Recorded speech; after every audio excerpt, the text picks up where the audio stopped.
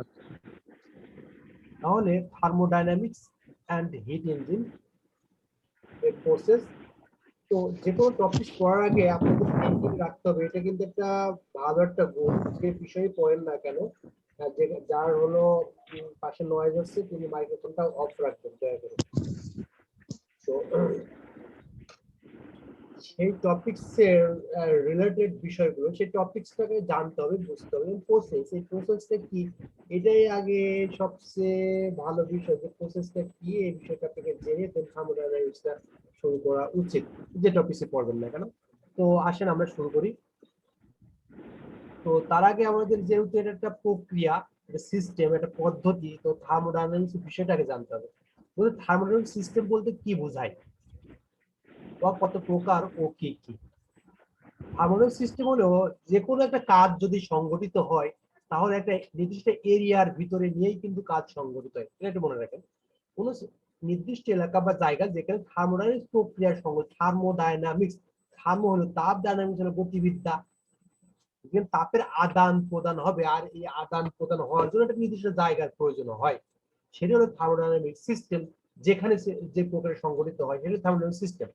সিস্টেমকে দুই ভাগে ভাগ করা, একটা কন্ট্রোল মাস সিস্টেম, একটা কন্ট্রোল ভলিউম সিস্টেম। একটা কন্ট্রোল মাস সিস্টেম আর একটা কন্ট্রোল ভলিউম সিস্টেম। তো এখানে আবার কন্ট্রোল মাস সিস্টেম আবার আপনার দুই প্রকার। কন্ট্রোল মাস একটা বদ্ধ আবিষ্কার, যেটাকে বলা হয় ক্লোজ সিস্টেম, আর স্বয়ং সম্পূর্ণ বা বিচ্ছিন্ন আবিষ্কারী বা আইসোলেটেড সিস্টেম। আরটা আছে কন্ট্রোল সিস্টেম। কন্ট্রোল সিস্টেমটা হলো খোলা আবিষ্কার, অর্থাৎ ওপেন। এখানে একটু ইয়ে করে দিতে হবে আগে। আর একটা ভাইয়া একটা প্রশ্ন ছিল। বলেন। এতদিন জানতাম সিস্টেম দুই প্রকার, আসলে সিস্টেম জানতাম open open open system, close system আর আইসোলেটেড সিস্টেম। এখন দেখতেছি কন্ট্রোল মাস সিস্টেম আর কন্ট্রোল ভলিউম সিস্টেম। এখন সিস্টেম কি তাহলে দুই প্রকার হবে না তিন প্রকার হবে? আপনারা জিনিসটা আমার কথাটা বোঝেন না, দেখেন আমি কি বলেছি। বলছি কন্ট্রোল মাস সিস্টেমকে নিম্নলিখিত ভাবে ভাগ করা যায়। একটা হলো কন্ট্রোল মাস সিস্টেম, কন্ট্রোল মাস সিস্টেমের ভিতরে আছে ক্লোজ সিস্টেম আর আইসোলেটেড সিস্টেম। আর একটা হচ্ছে control volume system, control volume সিস্টেমের ভিতরে আছে ওপেন সিস্টেম। তো তাহলে সিস্টেম কয়টা হলো? সিস্টেম তিনটা হলো, ক্লোজ সিস্টেম, আইসোলেটেড সিস্টেম আর ওপেন সিস্টেম। ক্লিয়ার বিষয়টা? মানে থার্মোডাইনামিক্সের মূলটা দুই ভাগে ভাগ করে আছে, একটা হলো কন্ট্রোল মাস আচ্ছা সিস্টেম আর একটা হলো কন্ট্রোল ভলিউম সিস্টেম। তো কন্ট্রোল ভলিউমের ভিতরে আছে ওপেন সিস্টেম, আর কন্ট্রোল মাস সিস্টেমের ভিতরে আছে ক্লোজ সিস্টেম আর আইসোলেটেড সিস্টেম। বুঝতে পেরেছেন?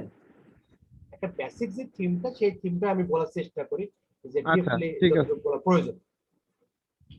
তো এখন তাহলে আসেন। মূলত তিন প্রকার, সেটা দুই ভাগে ভাগ হয়েছে এখান জি থেকে। জি জি জি জি জি জি নিম্নলিখিত কিভাবে ভাগ হয় সেটা আমি দেখাইছি। তো এখন দেখেন, আচ্ছা বদ্ধ বা ক্লোজ সিস্টেম, যে সিস্টেম শুধুমাত্র কাজ কাজ এটা হলো সরি, যে সিস্টেম শুধুমাত্র কাজ ও তাপ সীমানা অতিক্রম করতে পারে।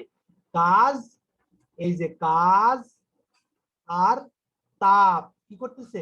সীমানা অতিক্রম করতে পারে। যেখানে কাজ হচ্ছে, যেখানে প্রক্রিয়া সৃষ্টি হচ্ছে, যে সিস্টেম শুধুমাত্র কাজ ও তাপ সীমানা অতিক্রম করতে পারে কিন্তু এর ভর স্থির থাকে। এই যে এখানে ক্রস চিহ্ন দ্বারা বোঝাইছি, যে ভর স্থির থাকবে, মানে ভরে কোনো পরিবর্তন হবে না। ক্রস দিয়ে বোঝাইছি ভরে কোনো পরিবর্তন হবে না, তার কি হচ্ছে ভর স্থির থাকে, তাকেই হলো ক্লোজ সিস্টেম বলে। কিন্তু হিট কি হবে? হিটটা বের হয়ে যাবে এবং ওয়ার্কটাও আউটপুট পাবো আমরা। অর্থাৎ সেজন্য বলি যে যে সিস্টেম শুধুমাত্র কাজ ও তাপ সীমানা অতিক্রম করতে পারে কিন্তু ভরটা কি থাকবে? এই সিস্টেমের যে ভর, এই ভরটা, মাসটা কি থাকবে? স্থির থাকে, তাকে ক্লোজ সিস্টেম বলে। তো এটা কেমন সিস্টেম?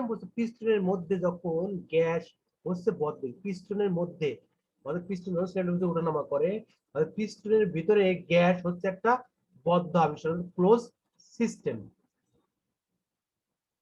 এরপর হলো ওপেন সিস্টেম। ওপেন সিস্টেমটা হলো যে সিস্টেমে তাপ, কাজ, এই যে তাপ, এই যে কাজ, ভর কি করবে? সীমানা অতিক্রম করবে, তাকেই হলো খোলা আবিষ্কার বলে। এই যে দেখেন মাস, মাসের পরিবর্তন হবে, যখন হিটটা রিডিউস হয়ে যাবে, তখন মাসের পরিবর্তন হবে, হিট বেড়ে যাচ্ছে, তখন এই সিস্টেমের মাসের পরিবর্তন হবে, কাজটাও আমি এখান থেকে বের করতে পারবো। যে সিস্টেমের তাপ, কাজ ও ভর সীমানা অতিক্রম করতে পারে তাকেই ওপেন সিস্টেম অর্থাৎ খোলা আবিষ্টনী বলে। যেমন বয়লার, এখান থেকে আমি কাজ পাই, ভরের পরিবর্তন হবে, মাস পাবো, হিট পাবো, অর্থাৎ এয়ার কম্প্রেসার, টারবাইন ইত্যাদি, এগুলো সব হলো ওপেন সিস্টেম। এরপর দেখেন আইসোলেটেড। আইসোলেটেড মানে কোন একটা বস্তুকে আইসোলেট করা থাকে, আইসোলেট। যেমন আমরা ওয়্যার, যেটা তার, হ্যাঁ, এটা কি করা থাকে, ইনসুলেশন দেওয়া থাকে, উপরে যে ইনসুলেশন থাকে, ওয়্যারের উপরে ইনসুলেশন দেওয়া থাকে, ওইগুলো আইসোলেটেড করা থাকে। তো বলছে যে সিস্টেমে তাপ, কাজ, ভর কোনোটি অতিক্রম করতে পারবে না। কি জন্য অতিক্রম করতে পারবে না? কারণ এটা হলো আইসোলেটেড করা থাকে, ওই সিস্টেমের চারিপাশে সব আইসোলেটেড করা থাকে। এই যে আইসোলেটেড, এই যে আইসোলেটেড করা থাকে, এই যে এইটা হলো আইসোলেটেড সিস্টেম। যে কাজটা হবে, এর ভিতরে যে তাপ উৎপন্ন হবে, এর যে ভর থাকবে, কোনোটি অতিক্রম করতে পারে না, সেই প্রক্রিয়াকে আমরা বলি যে আইসোলেটেড সিস্টেম। ইউনিভার্স কিছু সিস্টেম আছে যেগুলো এটা অতটা ব্যবহার হয় না বলে অতটা প্রয়োজন হয় না। তো ইউনিভার্স এক ধরনের সিস্টেম, সেই সিস্টেমটাকে বলা হয় যে আইসোলেটেড সিস্টেম। তো এখন যেটা হলো সবচেয়ে গুরুত্বপূর্ণ আমাদের এই টপিকসের ভিতরে, সবচেয়ে গুরুত্বপূর্ণ, বিভিন্ন পরীক্ষা বিভিন্ন সময়, সেই অ্যাসিস্ট্যান্ট হোক, সাব অ্যাসিস্ট্যান্ট হোক, যে কোনো পরীক্ষাতেই এরকম কোশ্চেন আপনি দেখতে পাবেন, যে কোনো পরীক্ষায়। এখান থেকে আপনি থিওরি, এখান থেকে আপনি ম্যাথমেটিক্স, এখান থেকে আপনি এমসিকিউ, সবগুলো কোশ্চেন আপনি বিভিন্ন সময় কোনো না পরীক্ষায় পেয়ে যাবেন।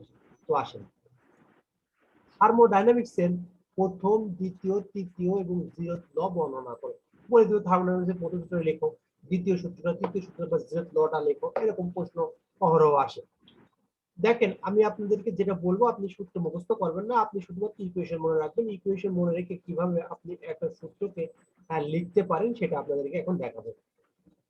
বলছে একটা আবদ্ধ সিস্টেমে উৎপন্ন কাজ, আরেকটা জিনিস, একটা হলো ইকুয়েশন, আর একটা হলো চিত্র।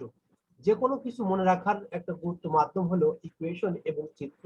এই চিত্রটা সামনে থাকলেই আপনি সহজে সবকিছু সুন্দরভাবে লিপিবদ্ধ লিখতে। যেমন আমরা ছোটবেলায় 1000 বছর ধরে পড়ছিলাম 9-10-এ, তো ওটার একটা উপন্যাস ইয়ে ছিল, আপনার ফিল্ম করছিল, তো ওটা দেখলে আপনি সব কিছু সহজেই কিন্তু হুবহু লিখতে লিখতে পারতেন। কিন্তু এটা মুখস্থ করে কিন্তু লেখাটা অনেক কষ্টসাধ্য। সেরকম করেই যে কোনো সংজ্ঞা যদি লিখতে হয়, আমি সেটা কিন্তু বলি যে ফিগার যদি আমি ড্র করতে পারি এবং এটা যদি মনে রাখতে পারি, আমি ইকুয়েশন সুন্দর করে লিখতে পারবো, তারপরে সংজ্ঞাটা লিখতে পারবো। হ্যাঁ, এই ফিগার থেকে ইকুয়েশন, ইকুয়েশন থেকে আপনার এই রিটেনটা লিখতে পারবেন। তো আসেন বলি, বলছে একটা আবদ্ধ সিস্টেম, এটা একটা সিস্টেম, একটা প্রক্রিয়া, একটা আবদ্ধ সিস্টেম, যেখানে কি হবে, একটা কাজ উৎপন্ন হবে। এখানে আমি যখন তাপ দেবো তখন তো কাজ উৎপন্ন হবেই। এই যে আমি তাপ দিতেছি, তাহলে এখানে কি একটা কাজ উৎপন্ন হবে। ঠিক আছে, দেখেন আমি কিন্তু দেখেন প্রথম কথা বলে দিলাম। এখন এই যে যেখানে কাজ হবে, এর পারিপার্শ্বিক একটা আছে, হিট আছে। এই পারিপার্শ্বিক একটা হিট আছে, আলাদা একটা হিট আছে। পারিপার্শ্বিক হতে সরবরাহকৃত মোট তাপ এবং পারিপার্শ্বিক থেকে যে তাপ সরবরাহ করবে, এর মোট তাপের সমানুপাতিক। কার সমানুপাতিক? এই কাজের সমানুপাতিক। তাহলে কি হবে, এই যে কাজ, work is directly proportional to কি হিট, অর্থাৎ কাজ কি সরাসরি এই তাপের সাথে সমানুপাতিক। যদি কাজের যদি পরিবর্তন হয় তাহলে তাপের পরিবর্তন হবে, তাপের কথা এক কথা, তাপের পরিবর্তন হলে কাজের পরিবর্তন হবে। তাহলে আপনারা এই সময় লিখতে পারবেন যে একটা আবদ্ধ সিস্টেমে উৎপন্ন কাজ পারিপার্শ্বিকতা সরবরাহকৃত তার মোট তাপের সমানুপাতিক। ঠিক আছে, খুব সহজে লিখতে পারবেন। এই সমানুপাতিক চিহ্নটা উঠে দিয়ে আপনি সরাসরি হলো যে, এই যে কে বলা হয় মেকানিক্যাল ইকুইভ্যালেন্ট অফ ইফ। এই যে ইকুইভ্যালেন্ট, এই যে ইকুইভ্যালেন্ট কেন বলে, আমি যখন সূত্র দেখাবো না, তখন ওখানে ইউনিট কনভার্ট গুলো ভেঙে দেখাইছি, তখন এই ওয়ার্ডটার সাথে পরিচিত করবেন। ইকুইভ্যালেন্ট, এই সমতা। কেন মেকানিক্যাল ইকুইভ্যালেন্ট অফ হিট, ইয়াকে জুল ইকুইভ্যালেন্টও বলা হয়। আর ডাব্লিউ হলো এখানে এখানে এই সিস্টেমের কাজ, আর কিউ হলো সরবরাহ তাপ, ওই সিস্টেমে কি পরিমাণ তাপ সরবরাহ করছি আমরা। এরপরে এই সূত্র থেকে আরো বলা যায় যে পারিপার্শ্বিকতে গৃহীত তাপের কিছু অংশ, এখন এই যে সম্পূর্ণ যে পরিমাণ আমি তাপ দেবো সম্পূর্ণ তো কাজে কনভার্ট হবে না, কিছুটা কি হয় অন্তর্নিহিত শক্তি ইন্টারনাল এনার্জি হিসাবে কিছুটা থেকে যায়। অন্তর্নিহিত শক্তি বৃদ্ধি করে এবং বাকি অংশ কি হয়, কাজে রূপান্তরিত হয়। তাহলে হিটটা সম্পূর্ণ কি হবে, এই অন্তর্নিহিত শক্তি আর এই ওয়ার্ক কাজ এর যোগফলটাই হবে ওই হিটের সমান, ওই তাপের সমান। এরপরে দ্বিতীয় নম্বর সূত্র বলছে এমন কোন সিস্টেম তৈরি অসম্ভব যা কোনো রিজার্ভার তাপ নিয়ে তার সমপরিমাণ কাজ সম্পাদন করবে। এমন কোন রিজার্ভার বলছে, যদি কোনো একটা রিজার্ভার মনে করেন কাজ আপনি স্টোর করে রেখেছেন, এখন ওখান থেকে আপনি কাজ নেবেন, কখনোই এখানে যে পরিমাণ কাজ হয়েছে সেই পরিমাণ কাজ বা তাপ আপনি এই জায়গাটাই পাবেন না, কখনোই পাবেন না। সে কথাটা বলেছে যে এমন কোন সিস্টেম তৈরি অসম্ভব যা কোনো রিজার্ভার হতে তাপ নিয়ে তার সমপরিমাণ কার্য সম্পাদন করা যায়, কখনোই সম্ভব নয় রিজার্ভার থেকে নিয়ে। এরপর হচ্ছে ক্লাসিস স্টেটমেন্ট বলছে যে এটি এমন একটি সিস্টেম, এমন একটি সিস্টেম তৈরি অসম্ভব যা বাহিরের কাজ ব্যতিরেকে ঠান্ডা বস্তু হতে গরম বস্তুতে, হট আর কোল্ড, বলছে ঠান্ডা বস্তু হতে গরম বস্তুতে তাপ সরবরাহ করতে পারে। সত্যি কথাই, এই কখনো এই কোল্ড থেকে এই হটের দিকে যাবে না, সবসময় এই হট থেকে কোল্ডের দিকে যাবে। এখন আমি বলি দীপ ইজ এ হট ম্যান, ঠিক আছে, দীপ, দীপ্ত না দীপ, আমি ঠিকভাবে নামটা খেয়াল করে নাই, দীপ্ত। তো দীপ্ত আমি যে ধরলাম যে দীপ্ত হলো হচ্ছে হটম্যান। তো আর এখানে আমি কুল ধরলাম যে আরাফাত বা আতিক, হ্যাঁ, বা পলাশ, হ্যাঁ, আর এ হলো হচ্ছে কুলম্যান। তাহলে এ হলো কুল, এ হলো হট। এই দুজনের ভিতরে বাকি কি দণ্ডা সৃষ্টি হয়েছে, এখন মারামারি হবে, মারামারির একটা প্রক্রিয়া সৃষ্টি হয়েছে। এখন বলেন তো, এ ঠান্ডা মানুষ, এ কখনো কি এই এর দিকে কি ধাপিত হবে মারার জন্য? এ খুবই রাগীট মানুষ, তাহলে এই তো হবে ধাপিত যে এর আমি মেরে আসি আগে, খুব রাগ হোক, রাগ সহ্য করতে পারবে না, হট মেজাজের, হ্যাঁ, এ সহ্য করতে পারবে না, সহ্য না করতে পেরে একে সে আঘাত করার জন্য ছুটে যাবে, ছুটে যে একে আঘাত করতেই পারে, স্বাভাবিক এটা। কিন্তু এই কুল খুবই ঠান্ডা মেজাজ, তো এ কখনোই এরকম করে একে কখনোই সে আঘাত করতে আসবে না। হ্যাঁ, যদি এরকম হয়, এ যদি একে আঘাত করতে আসে, ওটাকে বলা হয় যে reverse cycle, refrigerant reverse cycle. Carnot reverse cycle, যখন আমরা সাইকেল রেফ্রিজারেশন করবো তখন ওটা বলবো। তো ন্যাচারালি কি হয়, যে সবসময় হট থেকে কোল্ডের দিকেই হিট ট্রান্সফার হয়। অর্থাৎ একটা পাত্রে যদি হট পানি, এর ভিতরে যদি কোল্ড পানি ঢেলে দেওয়া হয়, তাহলে এই হটটা হলো তাপ ত্যাগ করে আর কোল্ড তাপ গ্রহণ করে, ওর সমতায় চলে আসে, ইকুইভ্যালেন্টে চলে আসে ওরা। তো সেই জিনিসটাই বলেছে যে এমন একটি সিস্টেম তৈরি অসম্ভব যা বাইরের কাজগুলিকে ঠান্ডা বস্তু হতে গরম বস্তুতে তাপ সরবরাহ করবে। কখনোই এই গরম বস্তু ঠান্ডা বস্তুতে তাপ সরবরাহ করবে, গরম বস্তুতে ঠান্ডা বস্তুতে তাপ সরবরাহ করবে। এখানে আর একটা কথা বলেছে যে বাহিরের কাজ ব্যতিরেকে, অর্থাৎ ওই আরাফাত, ওই আতিক, ওই পলাশ এর এগেইনস্টে মনে করেন যে হলো হচ্ছে ক্ষমতাশালী ব্যক্তি বর্গ আছে, অনেক ক্ষমতাশালী ব্যক্তিবর্গ আছে, এরকম ছোটবেলায় আপনারা দেখেছেন, হয়তো আপনি মারামারি করেছেন, তো মারামারি করে আপনি খুব হচ্ছে এই তার নাম ধরলাম, সে ধরেন আরাফাত ধরলাম বা আতিক ধরলাম, যে সে আপনি তাকে মারছিলেন। এখন দেখেন এর পাশে ওই যে ক্ষমতাশালী অনেক ম্যান আছে, অনেক বড় বড় মাপের ম্যান আছে, বড় বড় মাপের ম্যান আছে, এখন বলবে যে এই যে আমরা চলে এসেছি, হয় না, ভার্সিটিতে হয়তো না বা পলিটেকনিক হতো না, এই যে আমি এই আমরা আসি, মার, ওকে মারছিল না, মার এবার মার, মার ধরে মারো, তখন এ অনায়াসে এর মারবে, কিন্তু এ কিছুই বলতে পারবে না, এ কিছুই বলতে পারবে না। এই কথাটার অর্থ হলে এইটাই, যে বাহিরের কাজ ব্যতিরেকে কখনো ঠান্ডা বস্তুতে গরম বস্তুতে তাপ সরবরাহ করতে, মানে বাইরের কাজ যদি দেয় তখন সে গরম বস্তুতে তাপ সরবরাহ করতে পারে, ওই গরম বস্তুকে সে আঘাত করতে পারে, মারতে পারবে। এটা বুঝতে পেরেছেন? এতগুলো যে উদাহরণ দিলাম। জি জি। জি বুঝতে পারছি। এরপর তৃতীয় সূত্রটা হলো বিশুদ্ধ বস্তুর এন্ট্রপি শূন্য হবে যখন এর পরম তাপমাত্রা শূন্য হবে। তো এই যে এন্ট্রপি জিনিসটা আবার কি? এন্ট্রপি আর এনথালপি এই দুইটা জিনিস আপনাদেরকে আগে জানতে হবে। তৃতীয় সূত্র তিনি বলতেছে যে বিশুদ্ধ বস্তুর এন্ট্রপি শূন্য হবে যখন এর পরম তাপমাত্রা শূন্য হবে। তো আসেন আগে আমরা এন্ট্রপিটাকে দেখে আসি আর এনথালপিটা দেখে আসি, কারণ এন্ট্রপির সাথে এনথালপি রিলেটেড, সেজন্য এনথালপি এন্ট্রপিটা একসাথে দেখতে হবে। দেখেন এন্ট্রপিটা আগে কি দেখতে হবে। এন্ট্রপিটা, এন্ট্রপি মানেই হলো পরিবর্তন করে, এন্ট্রপি শব্দের অর্থই হলো পরিবর্তন করে, কোনো কিছু পরিবর্তন করে ফেলবে সে। কি পরিবর্তন করবে? সে হলো তাপমাত্রায়, বলছে প্রতি ডিগ্রি তাপমাত্রায়, তাপমাত্রা যখন ডিক্রিজ বা ইনক্রিজ হবে, প্রতি ডিগ্রি তাপমাত্রায় এনথালপির পরিবর্তন হবে। এনথালপি আবার কি? এই পর্যন্ত স্টপ করে দিলাম, আমি একটু কম্বাইন করে বোঝানোর চেষ্টা করব যাতে আপনি মেমোরাইজটা হয়। এনথালপির পরিবর্তন, এনথালপি জিনিসটা কি? বলছে এনথালপি দ্বারা কোন গ্যাসের সরবরাহিত তাপের পরিমাণকে নির্দেশ করে।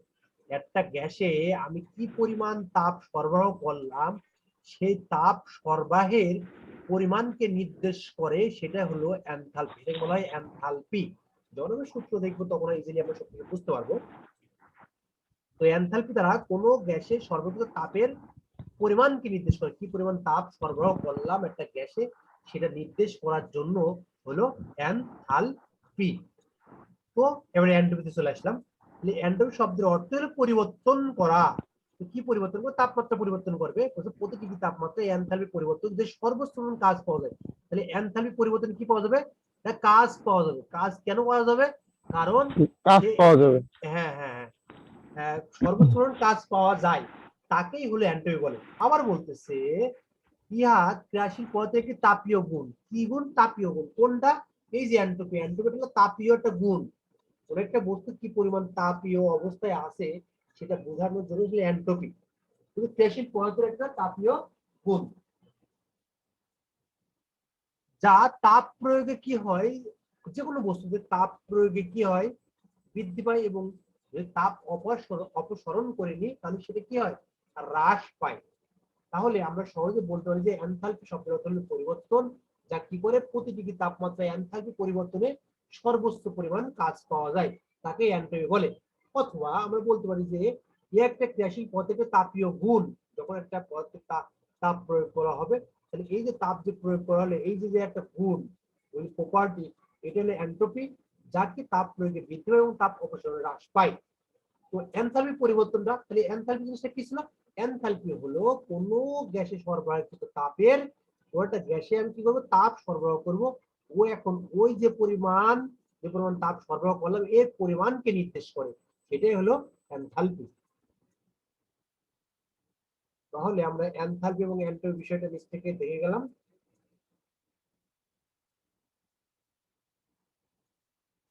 তো তৃতীয় সূত্রটা দেখলাম, জিওত ল হলো বলছে যে দুইটি বস্তু যদি অপর কোন বস্তুর সাথে তাপীয় সমতায় থাকে তবে এরা পরস্পর তাপীয় সমতায় থাকে।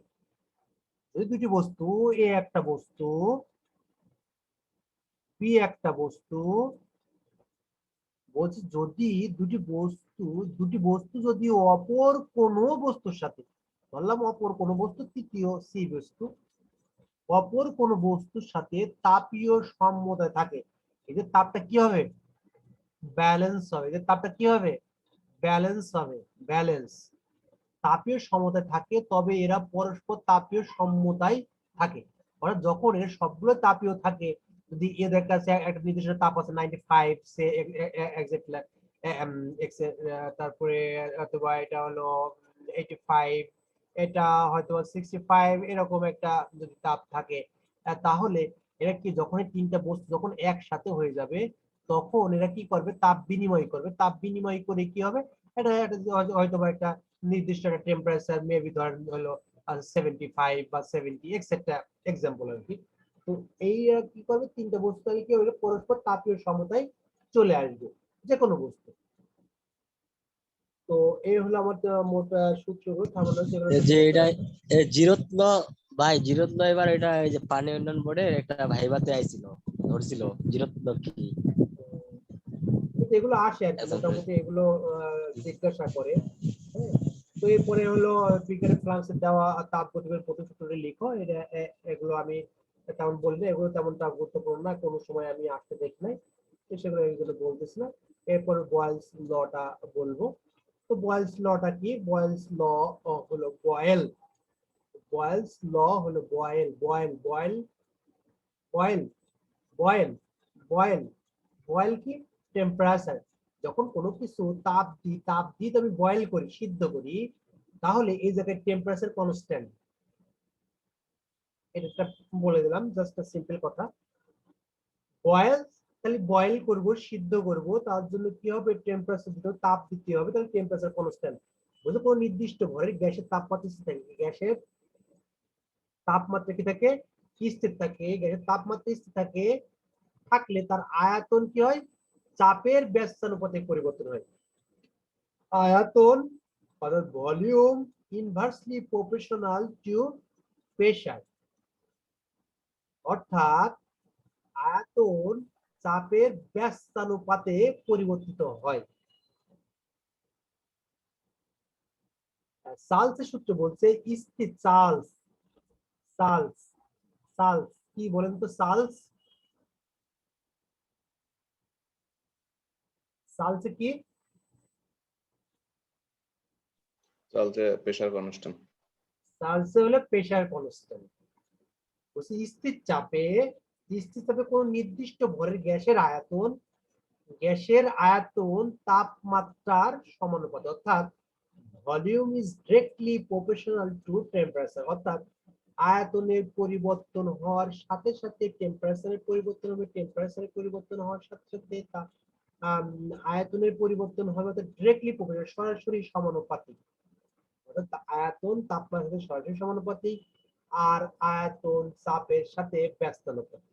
এই দুটো জিনিস মনে রাখতে পারলে আপনি ভাইভা প্লাস রিটেন প্লাস হলো এমসিকিউ প্লাস যখন ম্যাথমেটিক্স টার্মগুলো সলিউশন করবেন সহজেই আপনি মনে রাখতে পারবেন।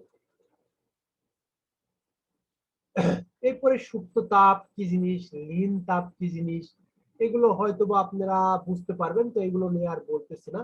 এগুলো সহজ বিষয়, সুপ্ত তাপ, লীন তাপ, হিমাঙ্ক, স্ফুটনাঙ্ক, এগুলো বলবেন। এখন আমি গুরুত্বপূর্ণ টপিক নিয়ে আলোচনা করতেছি, যেটা এই অধ্যায়ের জন্য আর কি গুরুত্বপূর্ণ। এটাই হলো এই অধ্যায়ের জন্য।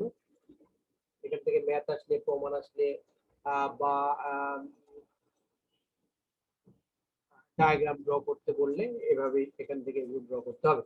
তো আসেন থার্মোডাইনামিক প্রসেস বলতে কি বুঝে, কয়টা থার্মোডাইনামিক প্রসেসের নাম লেখো। তারপর থার্মোডাইনামিক প্রসেসটা কি বুঝে? কোনো বস্তু যখন তাপ প্রয়োগ করে এর অবস্থা ধরো, অর্থাৎ কোন একটা বস্তু থেকে তাপ প্রয়োগ করে তার ধর্মের বা অবস্থার পরিবর্তন করে ফেলা হয় বা পরিবর্তন ঘটানোকেই আমরা কি বলি? Thermodynamics process. একে নন ফ্লো প্রসেসও বলা হয়। তো আমরা এই অধ্যায়ে যেই পাঁচটা প্রসেস সম্পর্কে আলোচনা করব সেটাই হলো যে থার্মোডাইনামিক্স, এটা হলো চাপ স্থির প্রক্রিয়া। আর একটা কথা আপনারা মনে রাখবেন, Bangla word, English word constant pressure, এটাকে আবার আর একটা নাম আছে আইসোবারিক প্রসেস। এরপরে আয়তন স্থির প্রক্রিয়া, constant volume, or আইসোরিক or isometric, সবগুলো নাম আপনাকে মনে রাখতে হবে। এরপরে তাপমাত্রা স্থির প্রক্রিয়া অর্থাৎ constant temperature or isothermal process. রুদ্ধতাপীয় প্রক্রিয়া হলো isentropic or reversible adiabatic temperature process. Polytropic প্রসেসই এর আর কোনো ধরনের নাম কোনো প্রশ্নের ভিতরেও কোনো কিছু আর দেখবেন না। প্রশ্নের ভিতরে এইগুলোই বিভিন্ন নামে বিভিন্ন সময় আখ্যায়িত করবে। সেই জন্য আপনাকে বুঝতে হবে যে এই ম্যাথটা কি প্রক্রিয়ায় সংগঠিত হয়েছে, কোন প্রক্রিয়ায় করতে হবে। তো তার জন্য আপনার সব ওয়ার্ড গুলোই আপনাকে মনে রাখা উচিত। আসেন তাহলে আমরা প্রথমে একটা দিয়ে শুরু করি যে চাপ স্থির প্রক্রিয়া একটা বলে দেবো যাতে সবগুলোই আপনাদের আর না বলা লাগে, একটার ভিতরে অনেকগুলো কথা বলার চেষ্টা করবো। তো চাপ স্থির প্রক্রিয়া, তো চাপ যদি চাপ স্থির আছে তাহলে আমরা বয়েলস এবং চার্লসের সমন্বয় সূত্র অনুযায়ী জানি যে P1 V1 by T1 equal P2 V2 by T2। তো এখন বলি চাপ স্থির অর্থাৎ P1 equal P2 equal P দিয়ে দিলে তাহলে কি হলো, উভয় পক্ষ থেকে কাটাকাটি হয়ে যাবে, তাহলে V1 by T1 equal V2 by T2। তাহলে এরকম তো অনেকগুলো প্রক্রিয়া Vn বাই Tn অর্থাৎ n সংখ্যক নাম্বার এবং T সংখ্যক নাম্বার রয়েছে। এখন আপনার প্রশ্ন এসছে যে চাপ স্থির প্রক্রিয়ার পিভি এবং টিএস ডায়াগ্রামটা ড্র করে, এটা আপনার প্রশ্ন করছে, তার জন্য উত্তর হলো আপনার এইটা। তো চাপ স্থির প্রক্রিয়া আমরা তাহলে এই সাইডটাকে এই রেখাটাকে পি লাইন, এটা হলো পি লাইন। তো বলেছে কি চাপ স্থির প্রক্রিয়া, তাহলে চাপ যদি স্থির হয় তাহলে এই এখানে স্ট্যান্ডার্ড লাইনটা নিলাম, এটা হলো চাপ স্থির প্রক্রিয়ার যে লাইনটা। এটা দেখেন এখান থেকে এটা যে এই যে দাগগুলো দেখেন না, এটা হলো সিলিন্ডার ওয়াল, এটা হলো সিলিন্ডার ওয়াল। তো সিলিন্ডার এই ওয়াল থেকে এখন এখান থেকে আপনি এখানে যান যতটুকু ডিসটেন্স, এখান থেকে আপনি যতটুকু যান ততটুকু ডিসটেন্স, তাহলে কি হলো এই লাইনটা কি প্রেসার কনস্ট্যান্ট, এই লাইনটা কি প্রেসার কনস্ট্যান্ট লাইন, এটা প্রেসার কনস্ট্যান্ট লাইন। তো এটাকে লেখা আছে আইসোবারিক লেখা আছে। তো তো এই যে সিলিন্ডার এরিয়া এর ভিতর কি হচ্ছে, আমার ওয়ার্ক হচ্ছে, কাজ হচ্ছে। এই যে এই এরিয়ার ভিতরে আমরা কি পাই, আমরা এই এরিয়ার ভিতরে আমরা কি পাই, কাজ পাই। তো এখানে কিন্তু ভলিউমের কিন্তু পরিবর্তন হচ্ছে, দেখেন V1, হ্যাঁ এটা হলো হচ্ছে যেটা আমি এটা যে এ দ্বারা ডিনোট করছি VA আর VB, কিন্তু এখানে প্রেসার কি, প্রেসার এখানে PA ইকুয়াল PB, ঠিক আছে। তো এ হলো, তাহলে দেখেন এখানে প্রেসারটা যে লাইনটা, এই লাইনটা কি লাইন, এটা স্ট্রেট লাইন। পিভি ডায়াগ্রামে যেটা স্ট্রেট লাইন হয়, সরল রেখা হয়, টিএস ডায়াগ্রামে সেই রেখাটা হলো বাঁকা। টিএস ডায়াগ্রামে পি হলো প্রেসার, ভি হলো ভলিউম, টি হলো টেম্পারেচার, এস হলো এন্ট্রপি। তাহলে এই যে দেখেন এ থেকে বি তে কি হচ্ছে, এক্সপানশন হচ্ছে। তাহলে এই যে 1 থেকে 2, এই যে 1 থেকে 2 এ আমি দিয়ে দিলাম, বা এটাকে আমি হচ্ছে এ আর এটাকে আমি হচ্ছে বি লিখে দিলাম। তাহলে দেখেন এখানে পিভি ডায়াগ্রামে এটা কি ছিল, স্ট্রেট লাইন ছিল, টিএস ডায়াগ্রামে সেই লাইনটা হয়ে যাবে বাঁকা। যখন টিএস ডায়াগ্রামে যখন ডায়াগ্রামটা আমি ড্র করব তখন সেটা কি করব, বাঁকা দিয়ে আমি ড্র করবো। যেহেতু এটা এক্সপানশন হচ্ছে সেই জন্য আমি এই যে এক্সপানশন দিয়েছি, বাড়তে থাকবে। তো সিমিলারলি এই ইকুয়েশন গুলো সেম এরকম করে ইকুয়েশনটা লিখে দিলেন আপনি। আর যদি আপনি বলি যে চাপ স্থির প্রক্রিয়া পিভিটিএস ডায়াগ্রাম ড্র করো, তাহলে আপনি এই ডায়াগ্রামটা তখন আপনি ড্র করে দেবেন। তো সিমিলারলি আপনার এখানে আছে আয়তন স্থির প্রক্রিয়া, যদি বলে এখানে রাফলি বলে দেবো, কারণ একটা বুঝলে সবগুলো বুঝতে পারবেন। তো যদি কনস্ট্যান্ট ভলিউম বলেছে, তাহলে কনস্ট্যান্ট ভলিউম লাইন কোনটা, কনস্ট্যান্ট ভলিউম লাইন হলো এই যে এটা হলো কনস্ট্যান্ট ভলিউম লাইন। দেখেন এটা ভলিউম লাইন, এটা ভলিউম লাইন, তাহলে এই লাইনটা কি কনস্ট্যান্ট, এই লাইনটা কি কনস্ট্যান্ট, কিন্তু প্রেসার কি কনস্ট্যান্ট না, প্রেসার কনস্ট্যান্ট না। দেখেন এখানে একটা প্রেসার ছিল, প্রেসারটা বাড়তে এখানে আরেকটা প্রেসার জেনারেট হয়েছে। তো এখানেও দেখেন পিভি ডায়াগ্রামে হলো আপনার এটা হলো স্ট্রেট লাইন। তো টিএস ডায়াগ্রামটা কি হচ্ছে, কম্প্রেস হচ্ছে, সিলিন্ডার ওয়াল থেকে এসে কম্প্রেস হচ্ছে। দেখেন দেখেন 1 থেকে 2 আমি কি করছি, দেখেন কম্প্রেস করছি। তাহলে সোজা ছিল লাইনটা টিএস ডায়াগ্রামে, সেটা টেম্পারেচার এনথালপি লাইনে আমার সেটা কি হবে, বাঁকা হবে। কি হবে, বাঁকা হবে। আর ইকুয়েশনের কথা নাই বলি, ইকুয়েশন তো একই কথা, ইকুয়েশন তো আপনারা বুঝবেন, এটা হলো একই কথা, যেটা বয়েলসন সার্কুলের সমস্যা। এখন আপনাকে বলেছে যে তাপমাত্রা স্থির, এটা ভুলে যাবেন, এটা মনে রাখবেন না। তাপমাত্রা স্থির বলেছে, তো তাপমাত্রা স্থির হলে আপনাকে টিএস ডায়াগ্রাম ড্র করবেন, তারপর আমি পিভি ডায়াগ্রাম পরে। টেম্পারেচার স্থির লাইনটা কোনটা? তাপমাত্রা স্থির লাইন, এই যে স্থির লাইন, এই লাইনটাই হলো স্থির।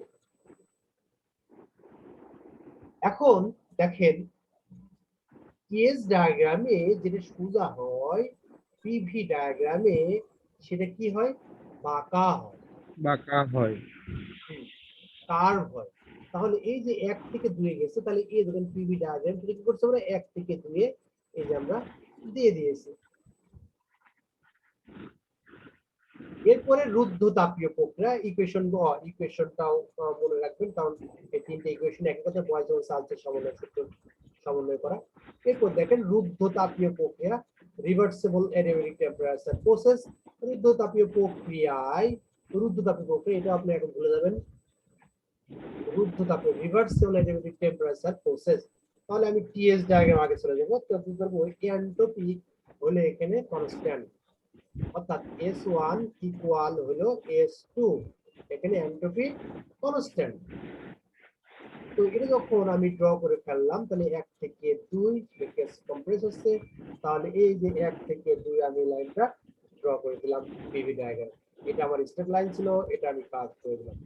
তো রুদ্ধতাপীয় প্রক্রিয়ার যে ইকুয়েশনটা, সেটা হলো, আপনি একজন নয়েজটা অফ করেন, একজনের নয়েজ হচ্ছে।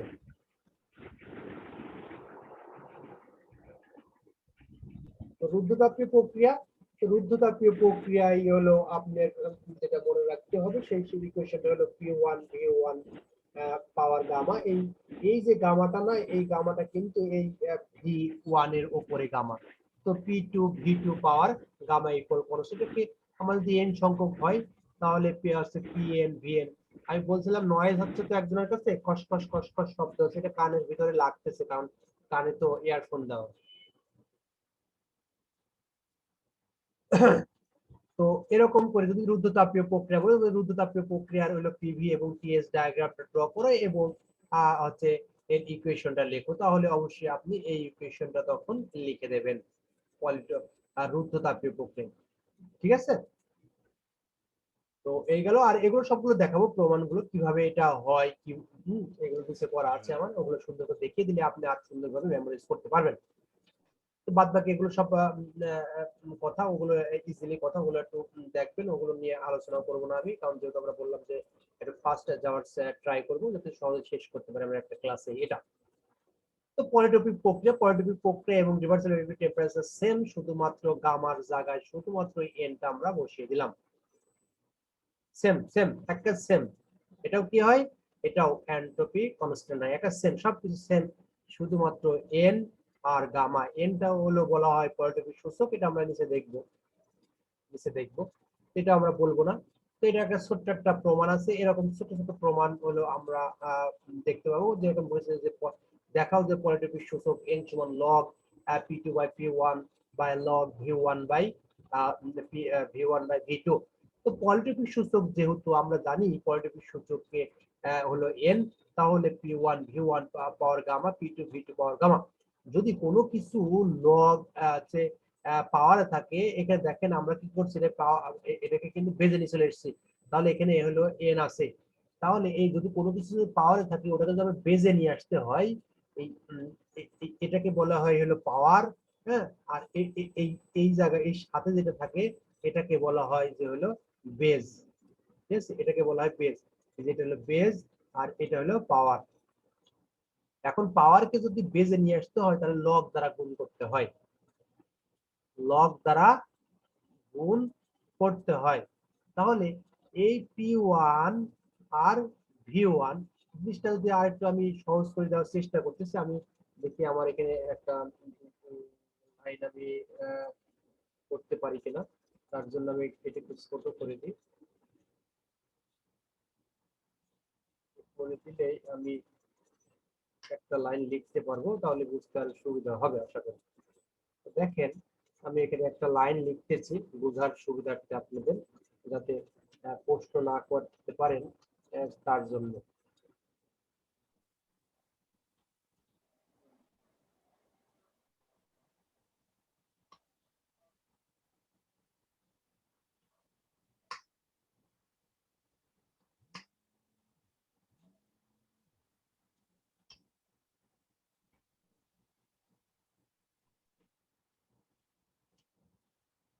এখানে একটা কথা বলবো, এই কথাটা মনে রেখেন। সব তো কারণ লেখা যায় না, কিছু কথা আছে সেগুলো তো লেখার প্রয়োজন হয় না। যদি এখন কি করলাম, ওই পক্ষকে আমরা লগ দ্বারা গুণ করে দিলাম। ভাই মিটিং তো এখন শেষ হবে। উভয় পক্ষকে যখন লগ দ্বারা গুণ করে দিলাম, তাহলে এই যে P1 আর